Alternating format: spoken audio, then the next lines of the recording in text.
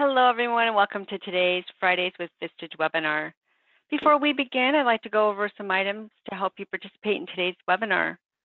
If you're experiencing technical difficulties joining the webinar session, please dial support at 888-259-8414.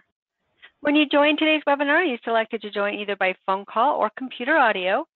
If for any reason you'd like to change your selection, you can do so by accessing your audio pane in your control panel. During the presentation, all participants will be in listen-only mode. Please note that a PDF of today's presentation is available for download on your control panel. A recording of this presentation will be sent to attendees via email within the next week. You will have the opportunity to ask questions by typing your questions into the questions pane of your control panel. We will collect these and address these at the end of today's session. I would now like to introduce the moderator for today's webinar, Ann Petrick. Thank you so much. I'm the Director of Research for Vistage and excited about our topic today. Virtual teams have become the new normal. This presents challenges for leaders like yourselves who seek to build culture and engagement among remote workers in your company. In this webinar, you'll learn why virtual teams have become so prevalent and the challenges they present, understand why collective or collaborative leadership is fast becoming a premium capability for both your leaders and yourself, and how to use the three foundations for building community to help you be a more effective virtual leader. Today's presenter is Karen Leal, a performance specialist at Insperity. She brings more than 25 years of experience in customer service, management, communications, and operations. Dedicated to operational efficiency, as well as service and quality improvement, Karen possesses keen management, leadership, assessment, process improvement, and problem-solving skills. We have some poll questions in today's session and have set aside some time for Q&A at the end, so please be sure to submit any questions you might have. Thank you so much for being here, Karen. Thank you for having me.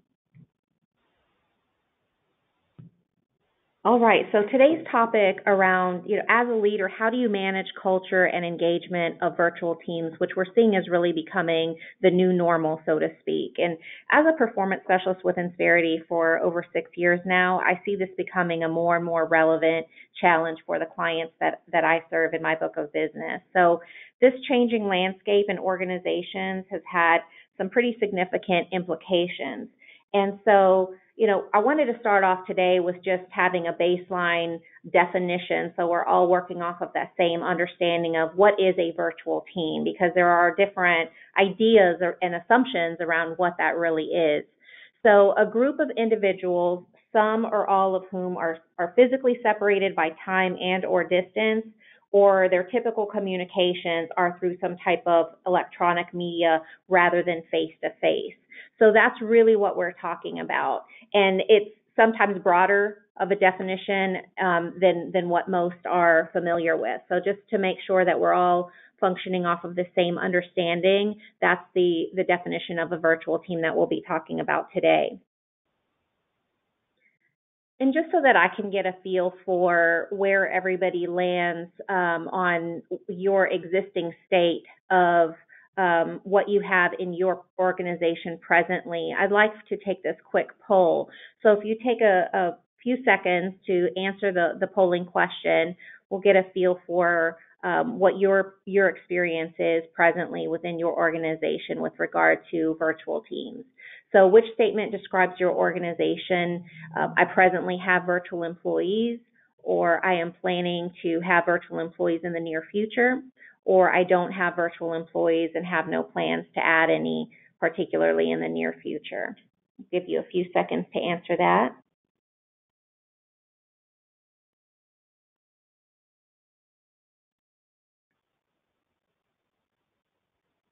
Okay, and if we can see the results.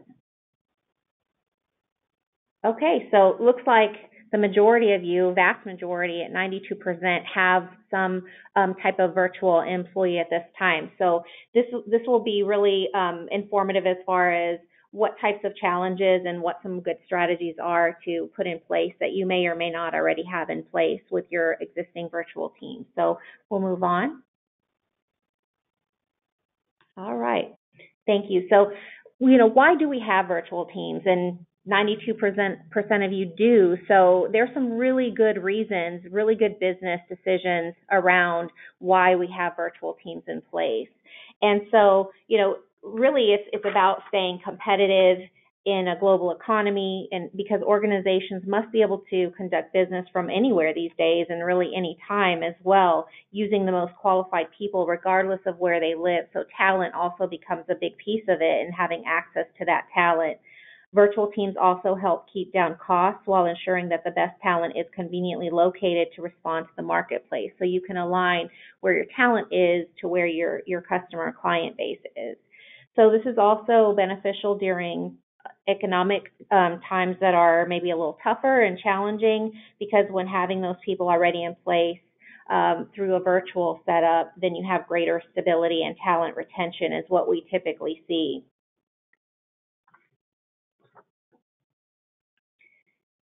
Now, given that there are all of these benefits of virtual teams, it doesn't mean that they come without any challenges, as I'm sure you're aware.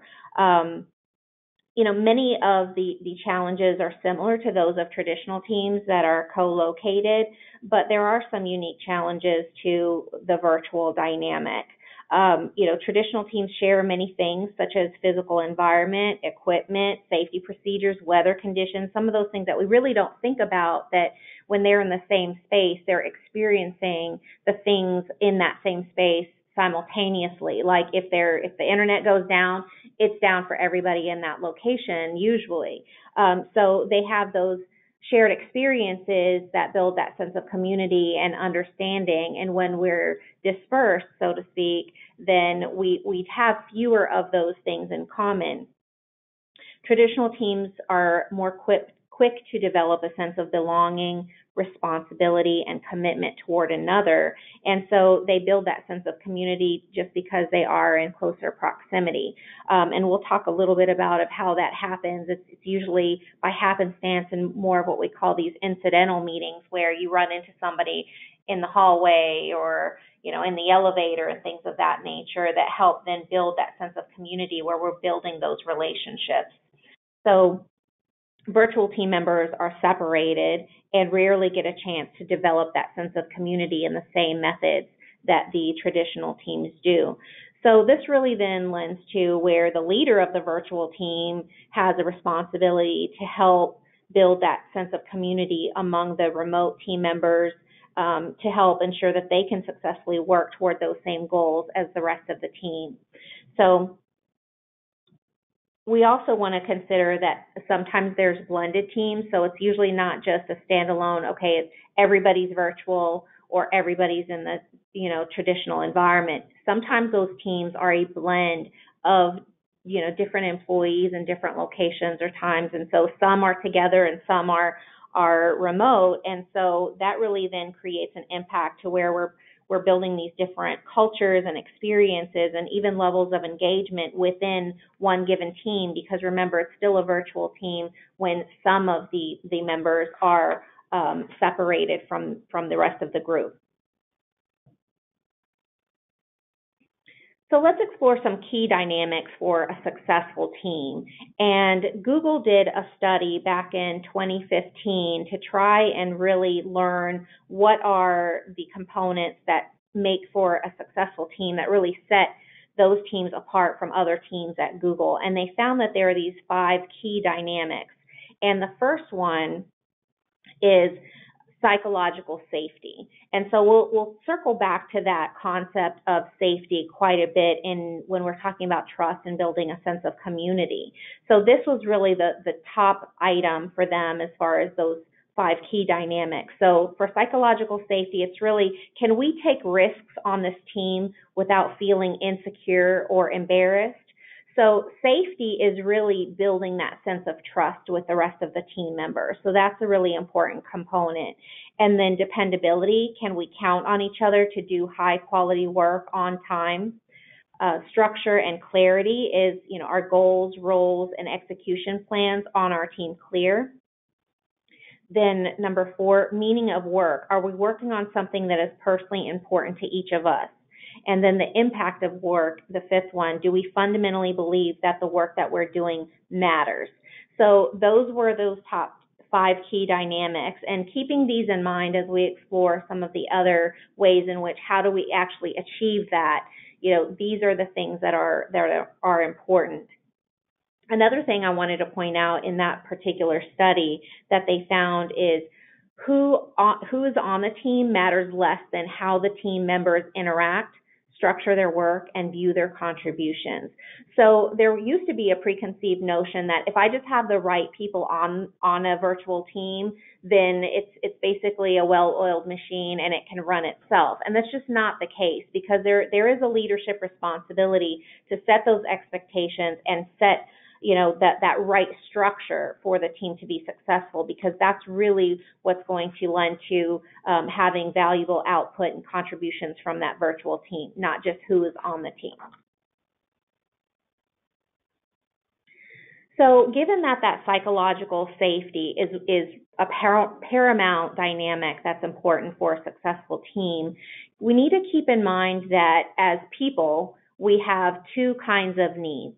And so this is particularly when we're interacting. So most of the time, teams interact because they're trying to get some type of shared result, or they need each other to achieve whatever end result that they're both working toward. So in interactions, we have 2 types of needs. We have personal and practical needs. So it's important that we stay mindful that both of those needs need to be met. And so to define those, the personal needs are those human needs that people bring to an interaction, so more of that human element. Then the practical is the objectives to be accomplished through that interaction. So some personal needs will be, to be respected, to be trusted, to be involved, those types of components. So that trusted piece, to be trusted, is also then very much tied to that psychological need that we have for that safety component. And then as far as practical needs, then effective communication structure, having the right tools and resources to perform the job is really critical as well. And so the practical needs tend to become more outcomes focused. And what I've seen happen, more often than not, is that in virtual, we look more at what are the results and tasks that we need to focus on. And just because of that virtual dynamic, that tends to be where most of the time leaders lean on, do they have everything they need? Am I getting them the right information? Do they have the right tools and resources? And I feel like sometimes that gap exists more around identifying the personal needs. And based on that Google study, it's really one of the most critical components. So what are some personal and practical needs of people who work virtually versus traditional? So unless you're communicating face-to-face or voice-to-voice, it sometimes can be easy to lose sight of that human element of the interaction. And that's why it's important to think about both that personal need and practical needs. So in the personal needs, really working virtually, there's a sense of they want to feel that belonging to the team, belonging to the organization that needs to be built as part of that personal need, being able to trust people. And that's sometimes challenging because building trust is based on the interactions and the relationship that we have with somebody. And so if we're not seeing them ever or seeing them regularly, then it might be more challenging to build that trust. So we'll get into how we can work on that here in just a moment.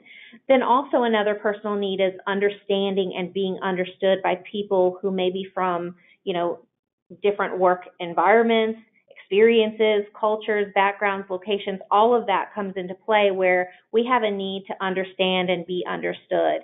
And when there is that geographical or time difference or whatever that looks like, that can sometimes just create that gap. And so we'll talk about how we can bridge that gap in here in just a moment. But the practical needs are those, objectives that we want to accomplish through that interaction to either make a decision or resolve a conflict or have some type of very specific outcome. So keeping in mind that those are both the personal and practical needs come into play that are really important in building that foundation for the relationship. Now I'd like to share some additional research particularly relevant to this topic, and this comes from the Global Leadership Forecast 2018. And this report summarizes dozens of practical evidence-based recommendations for critical business issues, and ranging from digital transformation to gender, generational diversity, to roles of purpose and culture, and building an effective sustainable leadership strategy, particularly in a digital age. And so because the digital transformation of the workplace has influenced the tools we use, how we communicate and interact and collaborate, how we learn, how we look at data, how we measure. So all of that really comes into play with how leaders are needing to strategize and what they need to consider. So this global leadership forecast, kind of at a glance here, gives us the highlights that close to 26,000 leaders contributed to the data in this survey, and then another close to 2,600 HR professionals contributed as well across many countries, industries, and so forth. So this study is done about every 18 to 24 months. And just so that I can also get a feel for if you're familiar with this, we're going to take a poll to see, are you familiar with the Global Leadership Forecast 2018? And we'll give you a few seconds to answer that.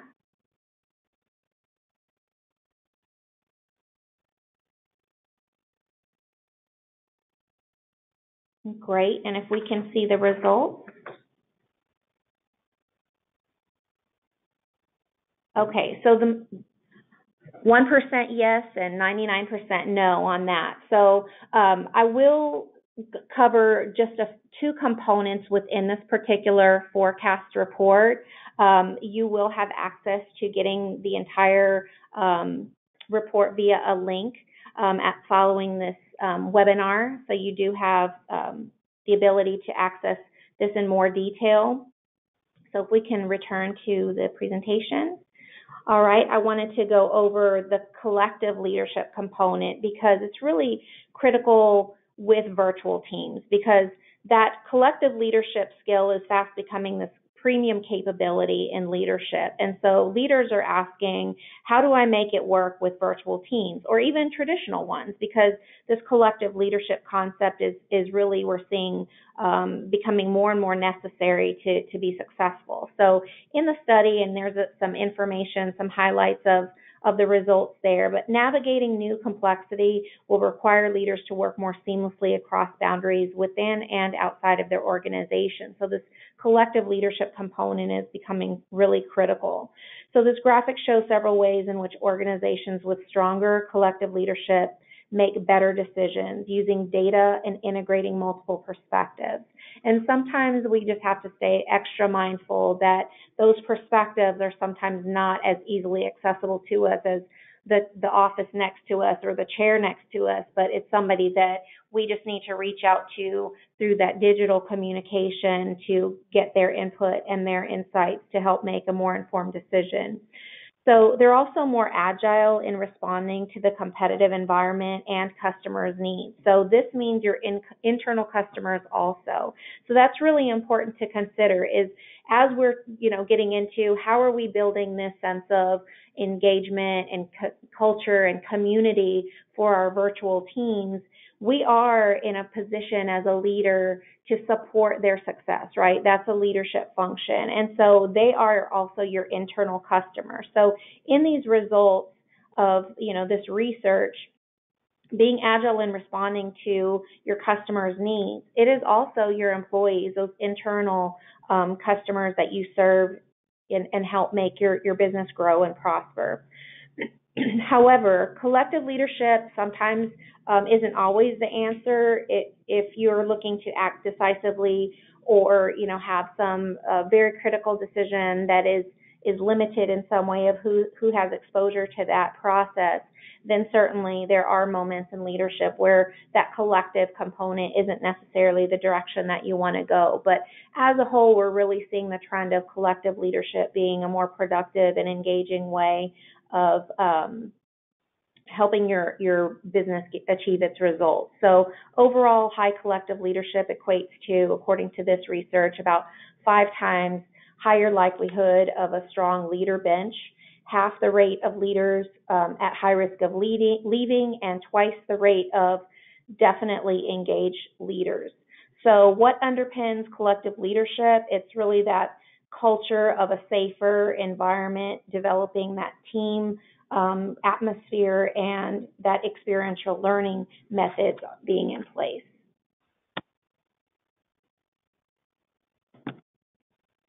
All right, so something else that I like about this report is that, excuse me, the collective leadership and each component, it gives you a where do I start. So if this is an area within your particular business that you're looking for some specific guidance on where to start to really put this in place within your organization, it gives you some quick bullets on where to start and then how to excel and differentiate yourself within that particular competency or strategy. The next component from the report that is very much tied to leading virtual teams is this concept of adjusting for disruption. And that's really where we're looking at organizational success through complexity and change. So there's always this changing landscape and changing market conditions, changing needs, whether that's your internal customer, your external customer. So leaders that can really effectively navigate through that changing landscape really perform so much better. So the percentage of agile organizations that implement each practice here in this graphic gives us some insights into, what drives that organizational agility and better shift making. So that's particularly important when leading virtual teams because that landscape is always changing by the dynamic of being virtual. There's more plate spinning, so to speak, than if you have everybody in front of you that you're able to manage directly in your site. So exponential technology and market change require organizations to continually rethink, redesign, refocus, readjust. And so more organizations are looking to optimize their capability to sense those market shifts, shift stakeholder mindsets, and adjust their activity. So that agility is becoming more and more important.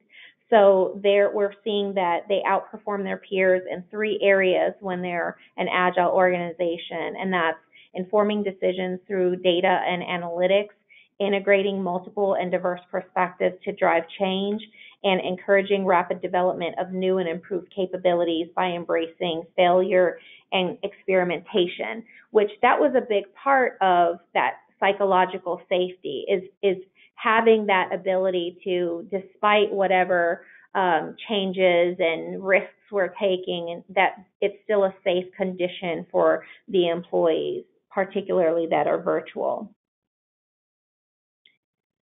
Now, this research also found that these agile organizations were more capable of responding to their competitive environment, more prepared to anticipate and react to the nature and speed of change, and more likely to have high leader engagement and retention. So those things are really critical, particularly when we're looking at how do we influence engagement and culture for our virtual teams. And this being able to adjust for the disruptions, because there are so many unpredictables and shifting dynamics in that virtual setup, that this is also an area that's really critical. So again, the report gives you kind of a where to start and then how to excel and differentiate. So creating that cross-functional shared goals to destroy silos that impede efforts, that's part of the where to start. That's really critical with virtual teams. So now we'll go into the concept of 3 foundations for building community. And that sense of community very much is tied to that sense of culture and engagement and relationship to one another. So leading a virtual team requires you to use many of the same core leadership skills that you would with a co-located team.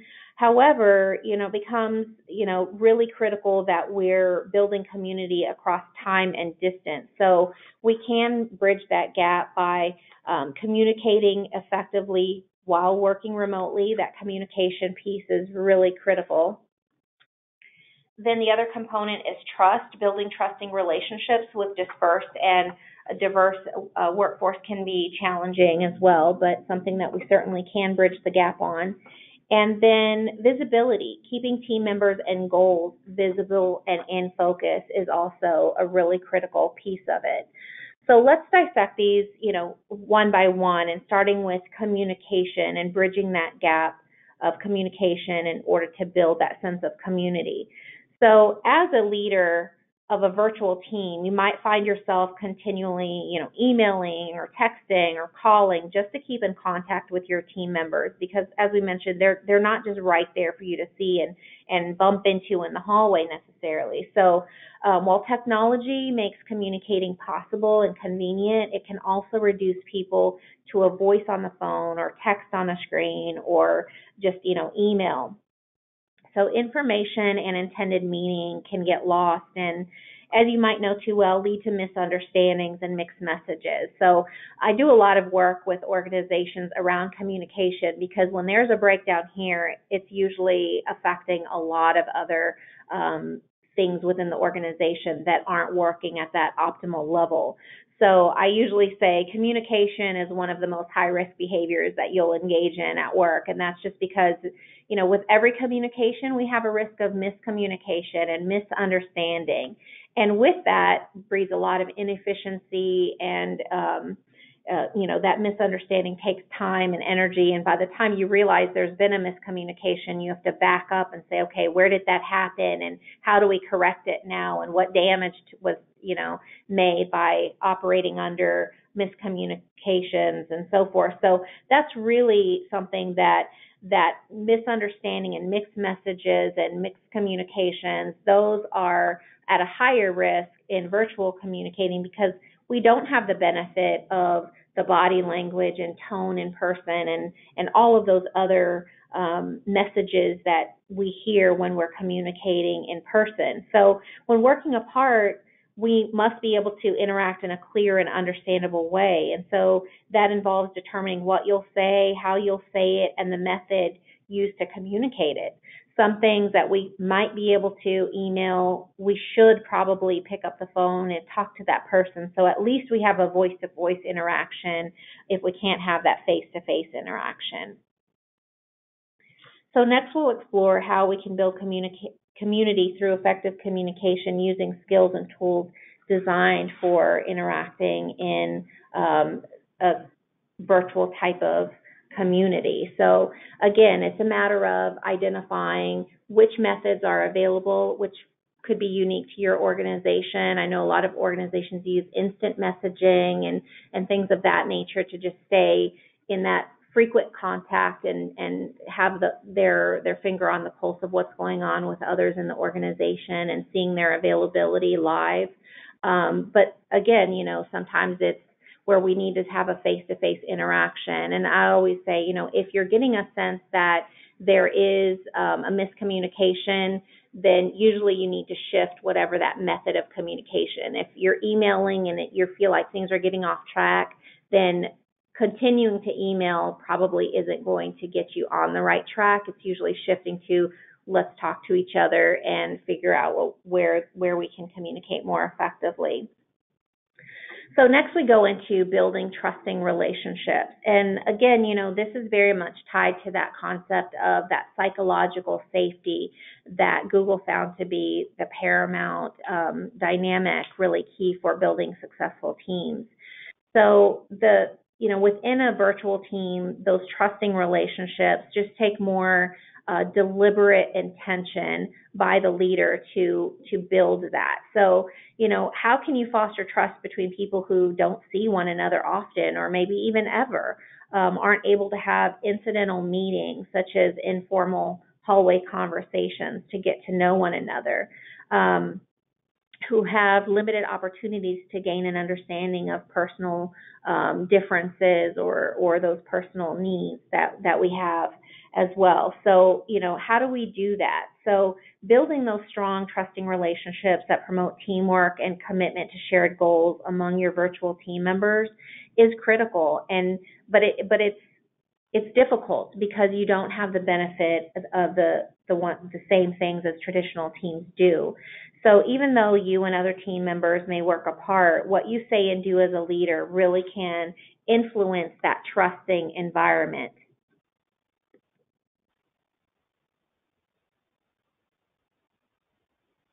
All right, so getting to know each other is really a component of how we can build those relationships. So unlike co-located teams, virtual teams, don't have those impromptu or incidental meetings to build those trusting work relationships that we tend to form through those types of incidental meetings, where we share information, provide updates, build rapport, brainstorm ideas. So much of our relationship depends upon these unplanned, incidental meetings.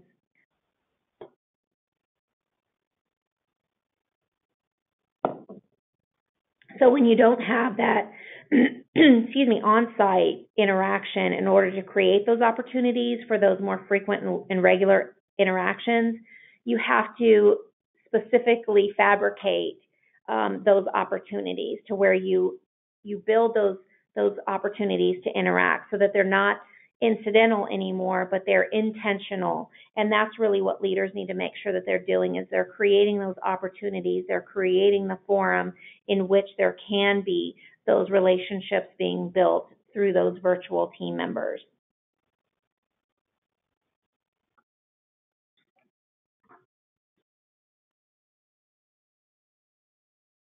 You can build trusting relationships across time and distance by demonstrating interaction skills and taking specific actions that foster a high-trust virtual work environment. Interacting more frequently and regularly to encourage teamwork as well as a sense of belonging to the team. Understanding and leveraging the personal and cultural differences to make that virtual team strong.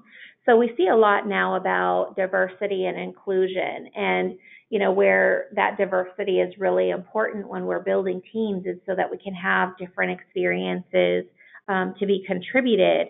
However, in some recent research that I was looking at, that diversity isn't enough. If you don't have that inclusion where the leader is really endorsing the value of that diversity, then you're not going to elevate performance. It's only when there is that leader that's endorsing that variance of perspective and contribution and valuing that diversity, that's when it really is able to elevate performance. Because if there's diversity without that inclusion, then you run the risk of potentially even lowering the performance of the team. So keeping that in mind, that as a leader, you have a very strong influence over building this sense of trust and building that team across time and distance. So as your virtual team members learn to trust one another, they'll be more willing to support one another in achieving shared goals. And keeping those goals as well as their fellow teammates in sight sometimes can be another matter, though. So next we'll see how you can help your team members keep each other and the team's goals visible and in focus. So what does it mean to be visible? So this third foundation for building community within your virtual team of creating visibility is all about, even though your virtual team members are literally out of sight, they don't have to lose sight of each other or their goals. So you can keep people both in sight and in mind by creating that visibility. So, we have this risk factor of virtual teams where out of sight, out of mind. And, sometimes it's just more convenient to collaborate and work with and lean on those whom are easily accessible to us, that are right there, visible to us. But we need to also transition to where we have that same type of visibility intentionally developed for our virtual team members as well, so that we're really having that cohesion that's looking at how do we tap into that talent as well that's so critical. So creating visibility means helping remote team members, so to speak, see what one another is doing, the progress they're making, and the integral part they play, which builds that sense of community. So as a leader, that's part of that information sharing and really making sure that there's connection and the ties are there between the team members so that they can have that sense of community. So also being more visible ensures that each individual stays focused on what they need to do to help the team achieve their goals. So everybody knows what their contribution is, everybody knows where the status of everybody else's contribution is, and then you can effectively achieve those goals in a more fluid manner, even though you have that time and distance separating your virtual team members. So you can keep your virtual team members in sight by creating and maintaining a sight line between the organization and your team, a sight line between you and your team members, and a sight line between each team member. So let's explore how to establish these sight lines to keep your team connected and focused. So the sight line between the organization and your team is all about making your team members and goals visible to the organization so that it reinforces the value of the team and makes them feel like a part of the organization as a whole. So it also keeps team members in the loop for career advancement opportunities, which is a great way to retain valuable talent. Because sometimes when performers, even high performers, feel as if, they're out on an island, they're performing and doing a great job, they need to feel connected as to, that sight line between that team contribution and the organization. There are many ways you can give your team members and the organization a sight line to each other.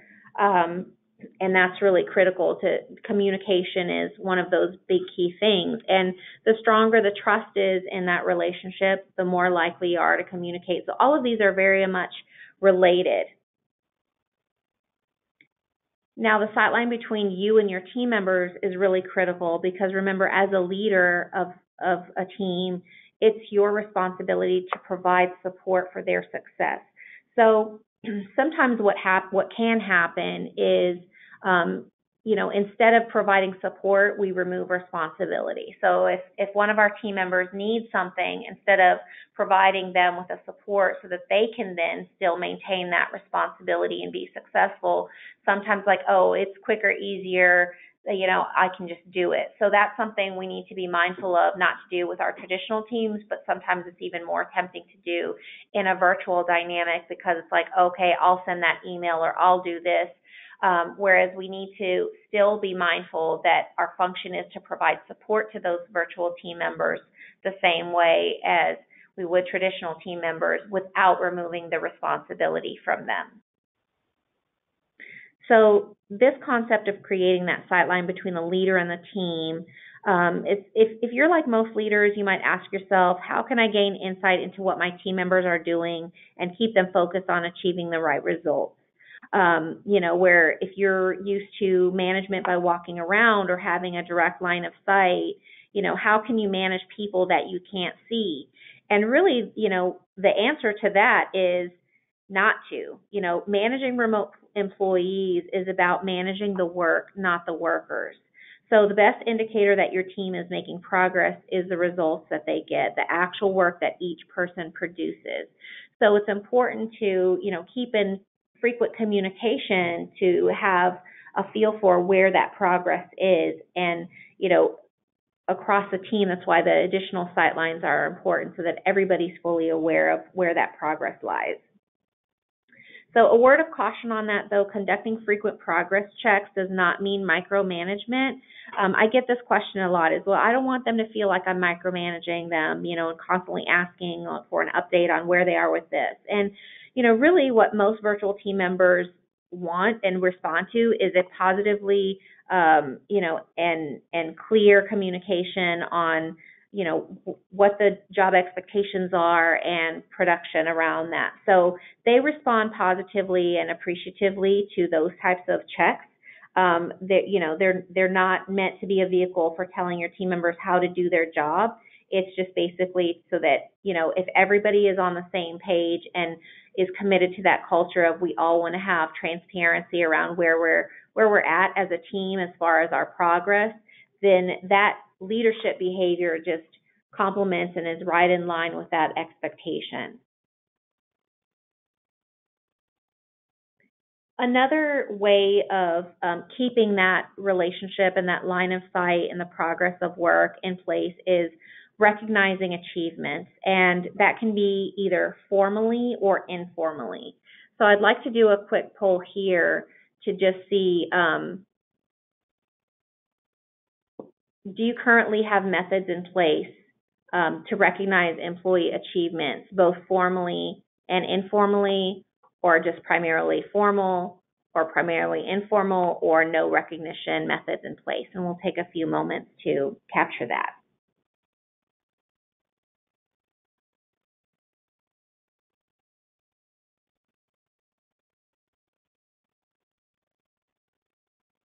Okay, and if we can see the results.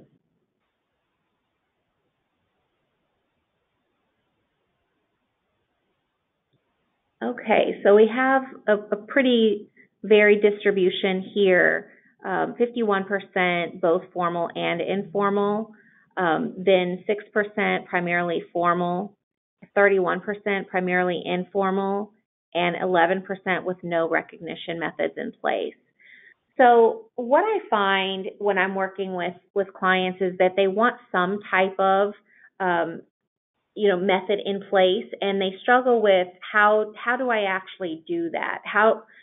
And oftentimes I'm asked, okay, how do I do it without spending any money? It's like we want something that is offering the recognition but makes sense from a business perspective, that we're, and we want it to be fair, and it becomes really complicated. So some opt for not doing it at all because they really can't land on what's going to be a productive solution for them, and that may be part of the 11% that opted to not do that.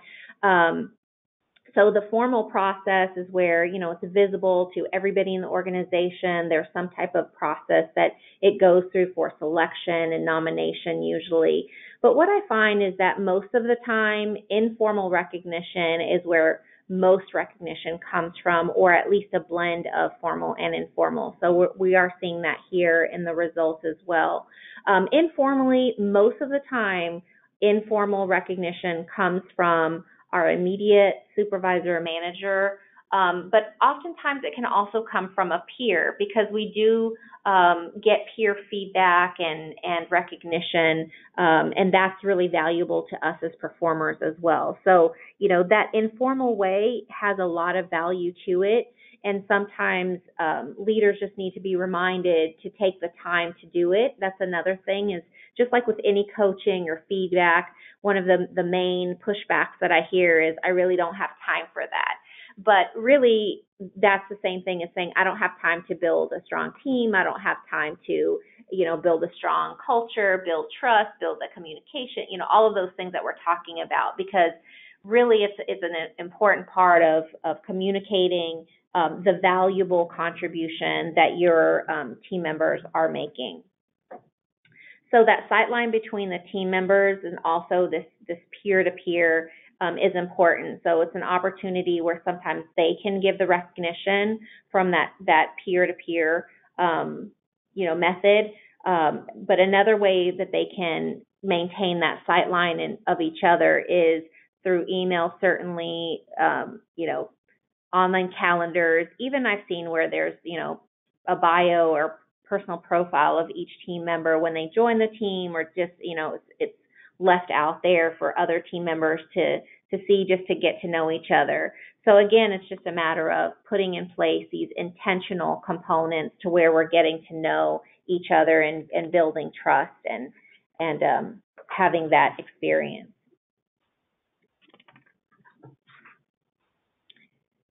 So we have about Excellent. 15 minutes left to go over any questions you might have.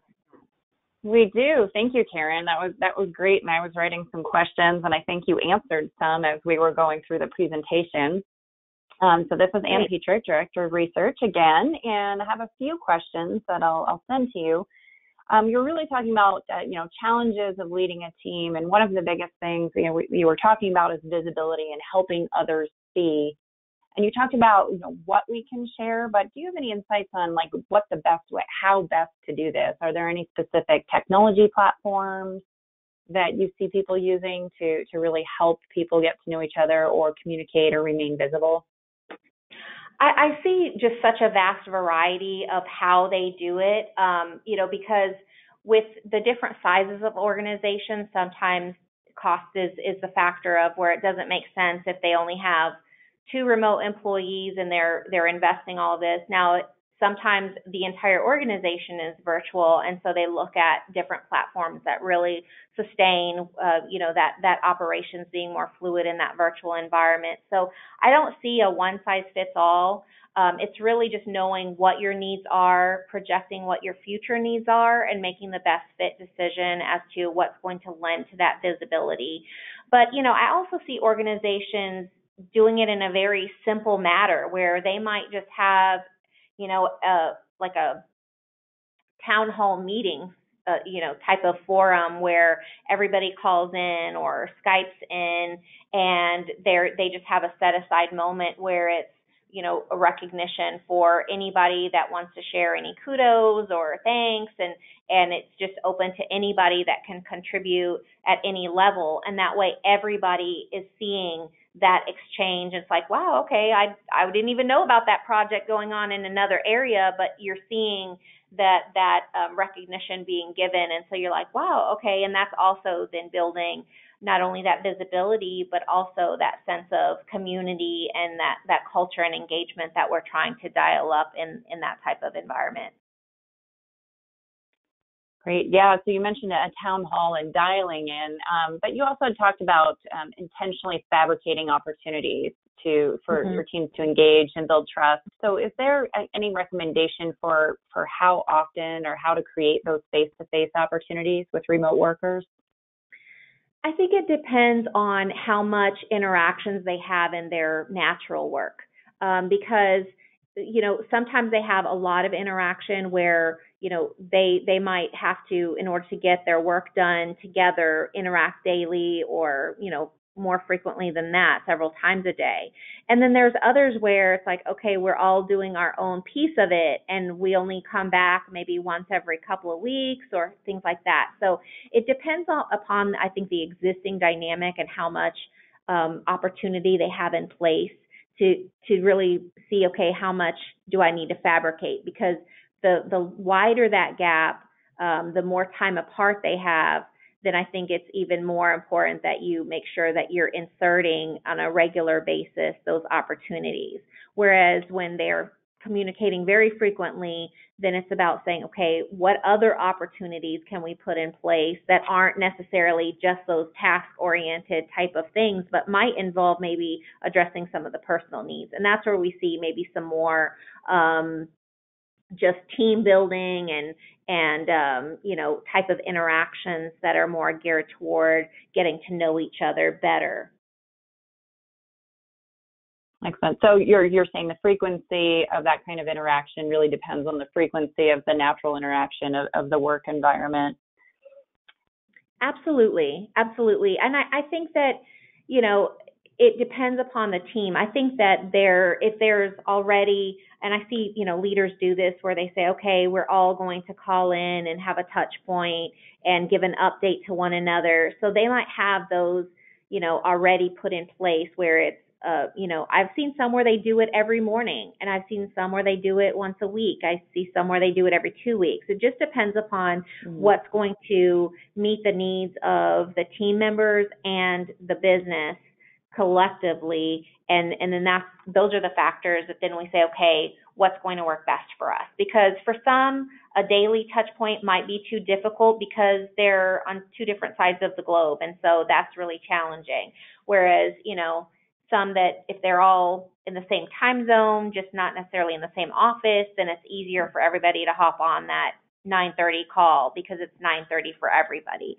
So there's a lot of moving parts that it's just a matter of, just like with, looking at virtual teams, there are dynamic needs there, and we just need to look at the needs of that specific team and what the productivity and output of that team needs to be, and how those things work together to then fit in the other things that are really those positive leadership behaviors to elevate the performance.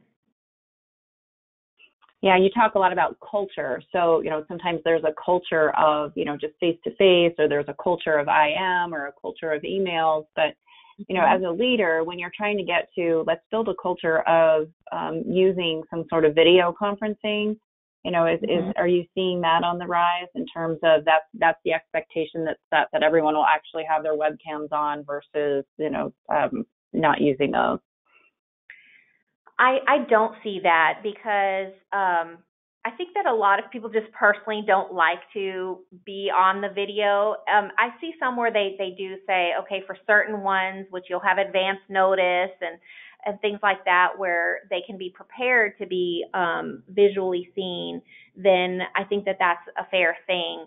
I'm just seeing that people tend to be just as productive when they can share information, through audio. But sometimes, we want to have a face with that person. So that's where they do those bios where there's a picture, and I think what steers that is people just don't like to all of a sudden without notice be sprung on camera.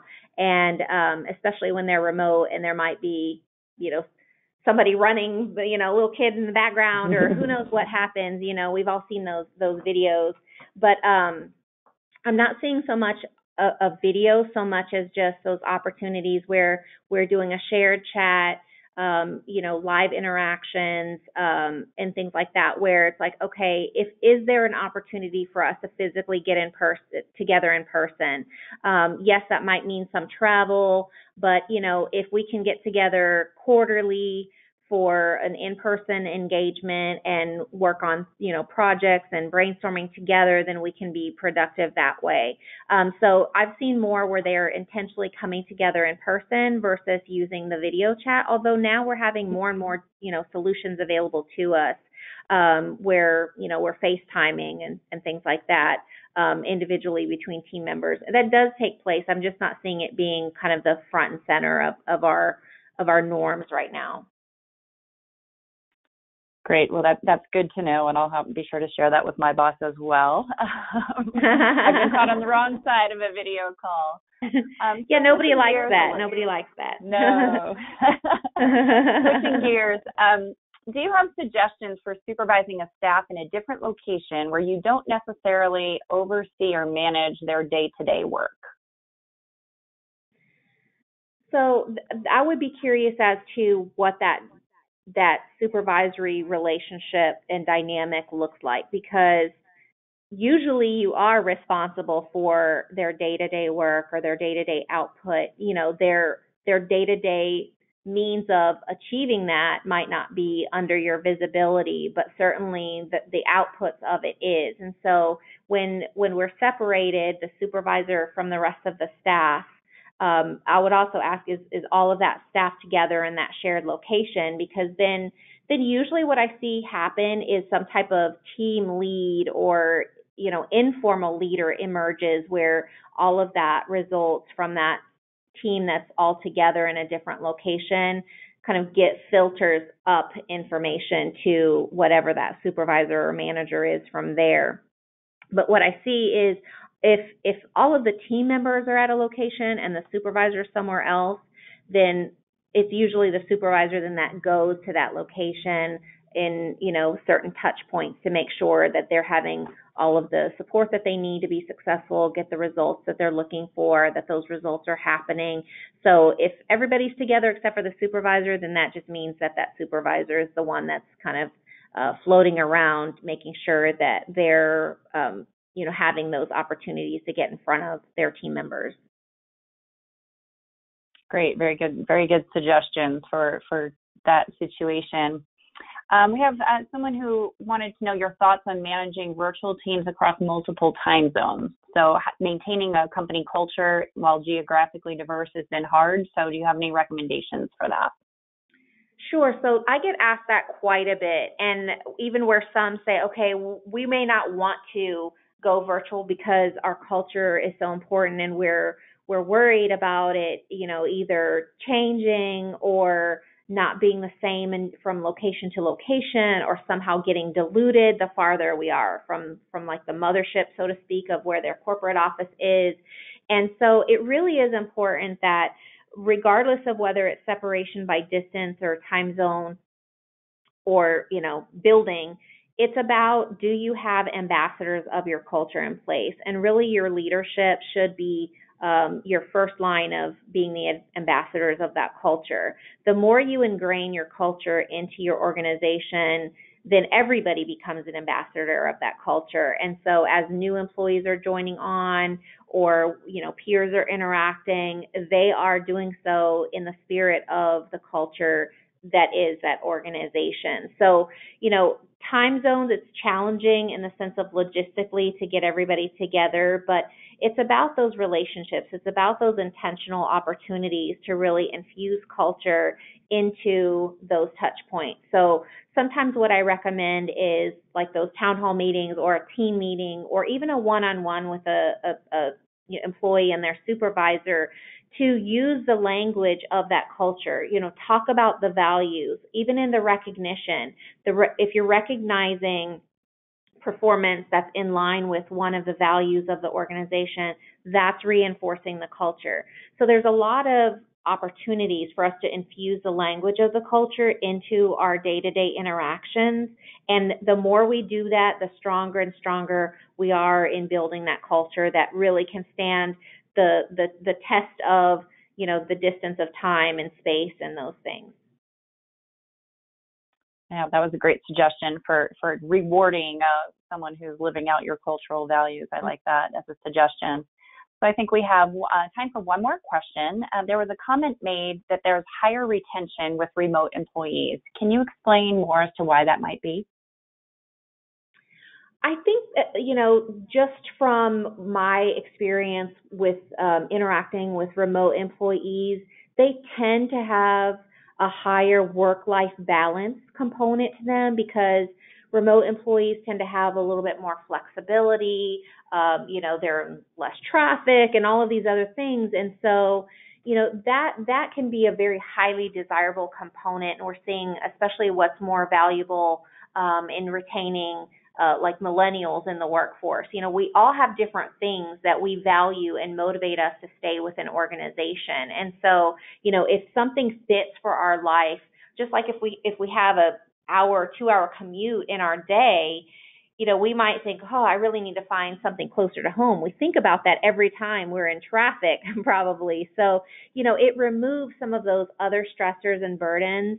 And so I would say, I think that's why there's a higher retention rate for remote employees when there is strong leadership there, because if they feel supported and they're successful in achieving what they need to in their job, then I think there's a high correlation between that and their retaining, that talent in those positions.